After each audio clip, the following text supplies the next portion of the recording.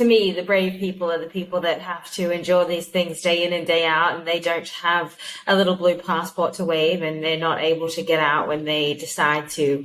That to me, the people that I meet, the very ordinary, everyday people, they're really the brave ones in my book. And I think that we tend to look at, Western military or journalists or whoever it may be as, these super brave humans. But I really think all of us pale in comparison to the people that live through this day in and day out. I think for me, it's more a driving factor, I guess, is I've always been fairly comfortable with being uncomfortable and going into situations that probably 99% of my peers would have no interest in going anywhere near. But for me, that driving factor is really about, first of all, it is a curiosity. I think you have to be a curious person to do this job and to do this job well. But I think there's also a sense of importance. And someone said to me very early in my career, if you can do the work, you should do the work. And that always stuck with me. And I felt that I was in a position where somehow I could be a vessel to people. I could somehow tell stories, these very sort of human stories of people in far, far places, in very dark corners of the world.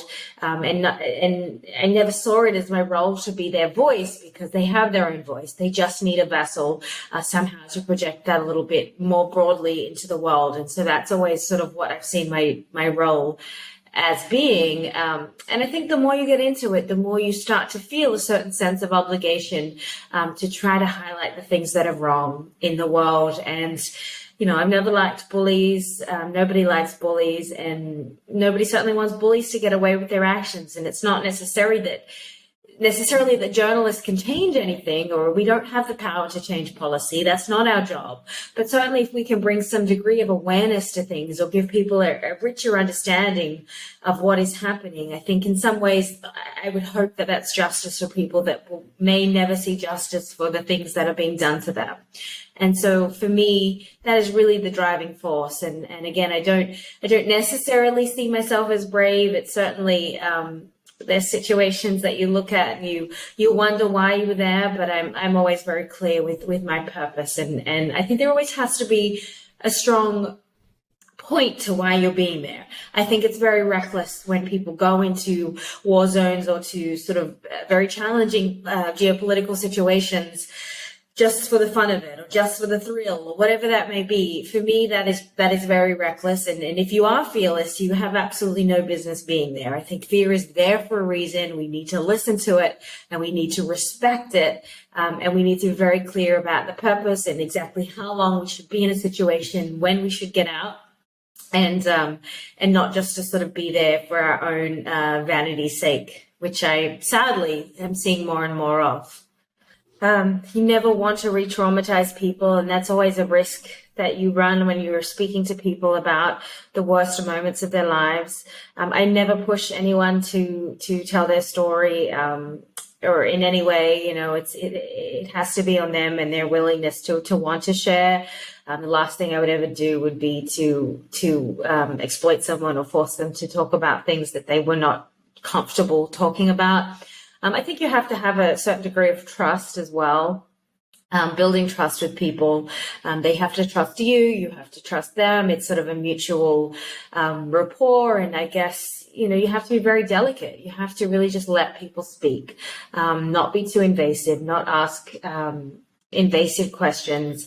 If they're willing to talk about some of those invasive elements, again, that has to sort of come from them. And that's when you just have to be a very good listener as well. And in these situations, my goal isn't sort of sitting there with 10 questions. It's really just having a conversation as best I can with them, and seeing where that leads and what they're willing to share without pushing them in a direction that they don't want to go. But, it's always very difficult in these circumstances. But I think that, with the women that I've interviewed on these subjects, and men as well, they they want to tell their stories because they believe that in telling their stories, maybe it can stop this from happening to somebody else. Maybe the perpetrator could be brought to justice. Maybe, they've weighed up the pros and cons and they see it as a benefit in telling the world. And again, that's an extraordinarily brave thing to do. And so much of that, especially in the Middle East, is breaking down these taboos, and this sense of where the shame is on the victim. And a lot of these survivors coming out, they're really trying to reverse some of those stigmas. And I think so much of this was in the shadows for a really long time. And mind you, these things have been happening since the beginning of time. They happened. Spoils of war is part of every war, dating back to the ancient wars. And so the fact that we're now able to have these conversations and talk about it, that is really the bravery of the survivors that are willing to put themselves out there, knowing the risks that come and the personal stigmas, and their families will also could disown them in many cases, which we've seen.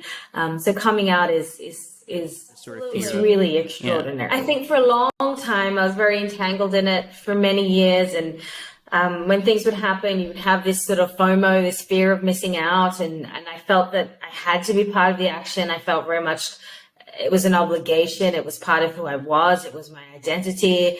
And it was very hard to take a break. And I don't really think I did take a break. I think I was constantly running from one place to the next. And as soon as I get back, I'd be thinking about the next place it is that I needed to go and needed to cover. And every sort of waking moment was somehow immersed in this career, which really is a lifestyle career. It's not a 9-to-5. It's not something you can just kind of do and go home and have a happy life. It really is all consuming. But I think it does take a toll on you, and it does all eventually catch up to you. And I think that we have to remember that we all are only human, and that we can't sort of function at our best when we are just kind of on the treadmill, kind of running from place to place. And I think at the end of the day, life takes a village.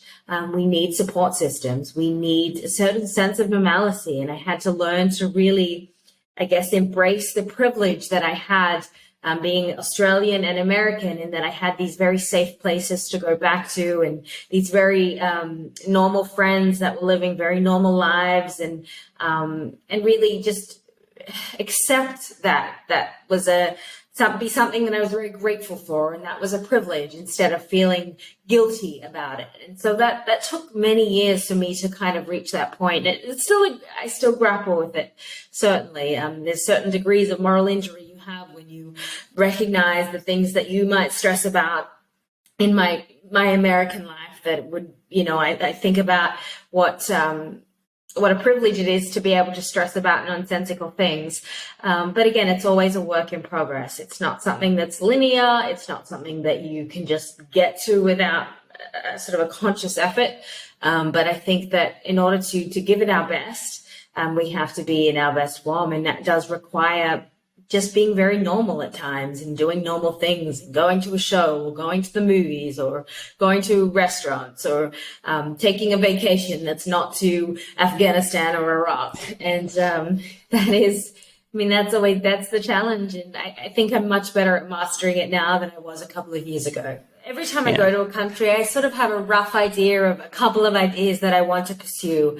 I think it's important to have a little bit of a general idea so that you can do some prep work in advance. You can perhaps find the contacts that would help you facilitate that story, what the story entails. And you can get, it's usually I'll have 2 or 3 in the back of my mind, places I want to go or issues that I specifically want to look into. But of course, when you get on the ground, you learn so much, and there are so many other things that evolve, and suddenly you start to sort of see many other stories that come to fruition too. So I kind of take a little bit of a hybrid approach with that, certainly have a little bit of an idea in my head of what I want. And then when I get there, also be very open-minded about what I'm going to find and the other things that are going to arise. So yeah, it's a combination. I know there are some people who will plan a story and they'll just go and focus on that, and others that will absolutely wing it and be like, let me see what happens when I get there. So mine is it's a combination of both. And I found that that's always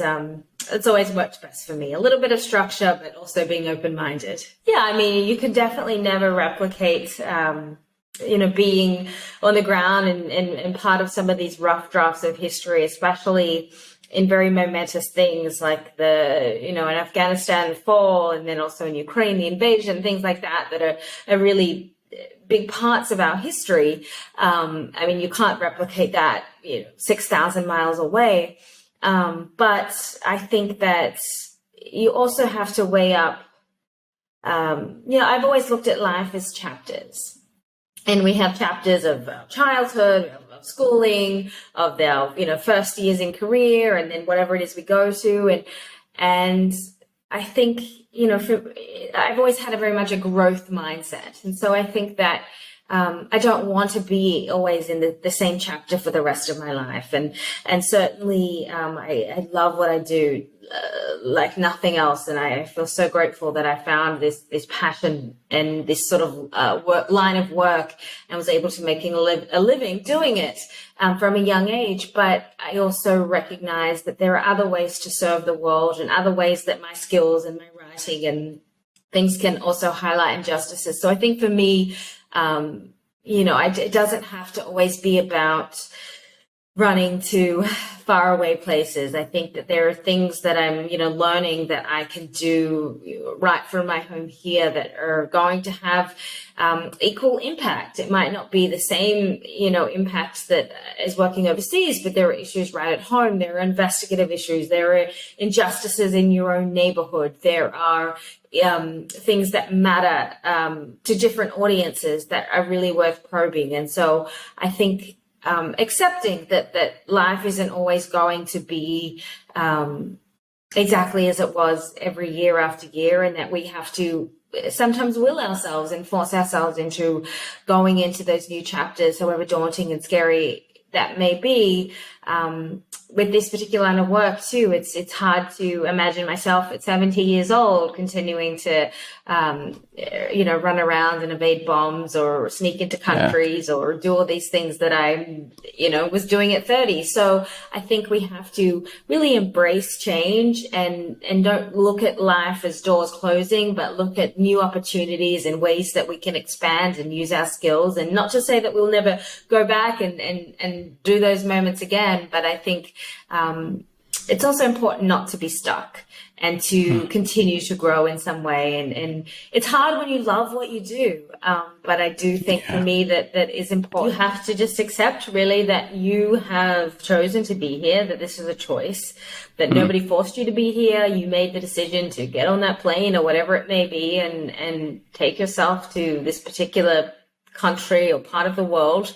So you have to, first of all, just take responsibility for yourself in that way. It's important to stay calm. I don't think it does any good to sort of panic or become hysterical. But I think that you have to, again, always be working with a good local on the ground. That's always been a really key thing for me. Journalists, we have what we call fixers in different countries, and those fixers sort of operate like a translator or someone that helps you facilitate interviews and is kind of the localized. And I've always had really amazing fixers that I've had really great relationships with over the years in different places. And they've certainly helped me navigate these sorts of challenges and kept me calm in moments of uncertainty and hysteria and things. Yeah. So I think that you just have to, just do things as best you can, expect that plan B is going to happen, and you have to be prepared to defend yourself. And there's really not a lot that you can kind of do beyond that other than making sure that the team that you're surrounded by has your back. They're not going to desert you in a difficult situation, and that you've established whatever outside sort of security connections that you can as well. But there's certainly, and it's very different being a journalist. You definitely don't have any military personnel that's going to come and get you, or any sort of government assets or helicopters or all sorts of things like that. You're very much, and me being a writer, I don't have a camera crew. I don't have producers and a team that I'm working with. So I'm very much alone, and that has its pluses and minuses. It certainly makes it sometimes very challenging to work because you do feel very alone and you feel very lost, and it does make it a big difference when you just have that one partner to be working with. But I think at the end of the day, it comes down to that self-responsibility of just accepting you brought yourself here for a reason and it's on you to get yourself out.